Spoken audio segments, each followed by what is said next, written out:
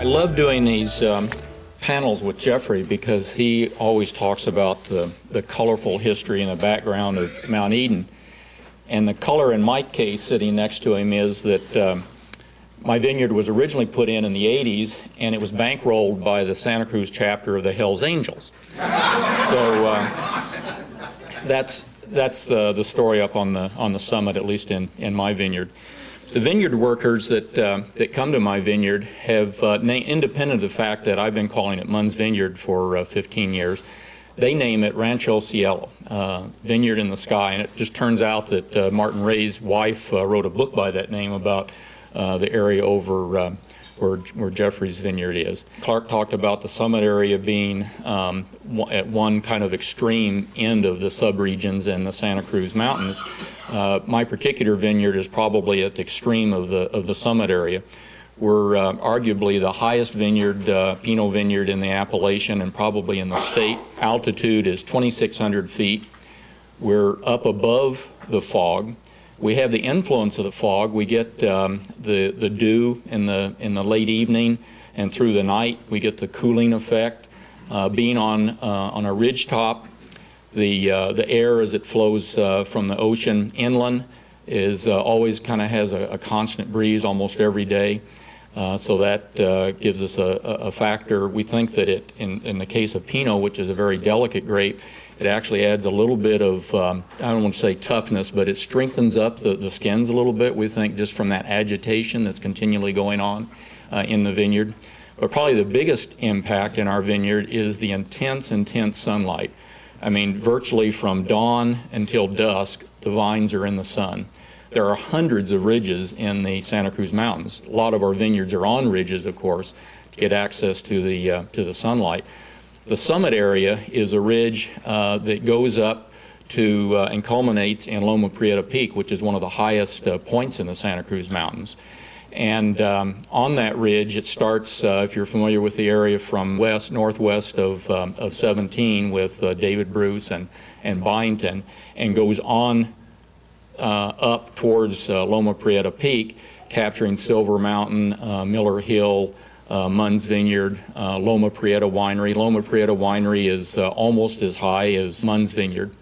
And so this intense sunlight means that our vineyard practices are somewhat different than other vineyards and other subregions. For example, you'll hear about leaf pulling in the fruit zone to be able to allow airflow and sunlight to get to the grapes. It's just the opposite for us. We tried leaf pulling several years ago on the morning sun side, and the fruit was just too exposed. It just got a little bit too baked. So we don't do any leaf pulling. There's just kind of a natural senescence of the basal leaves around the fruiting zone that leave a dappled light.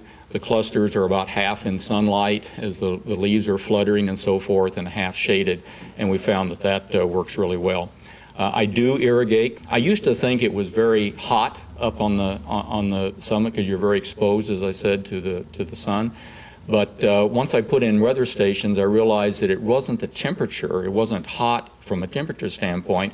It was just very intense. And when you're out there working in the vineyard, it feels incredibly hot. And so the grapes are getting plenty of photosynthesis, and they need to be protected or dealt with from that sunlight compared to some of the other areas where the sunlight is shadowed at part of the day through fog.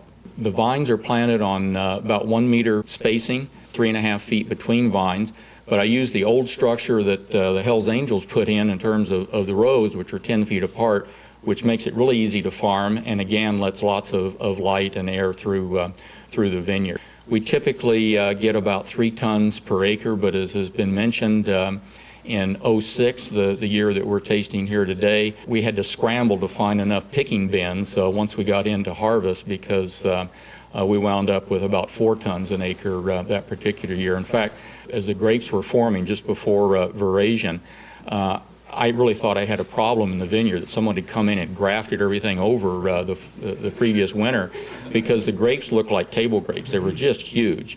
And that really manifested itself, even though there were the same number of clusters in the vineyard, in terms of what we harvested. So in terms of wines from our vineyard, the 04 vintage was one of our lighter years. It was a more delicate, light wine.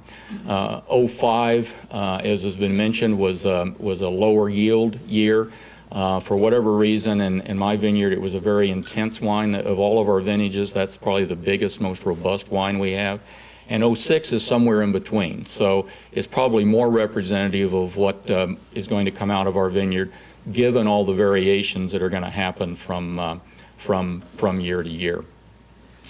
In terms of the winemaking, we also do a very minimal intervention. Whole berry separation from the stems.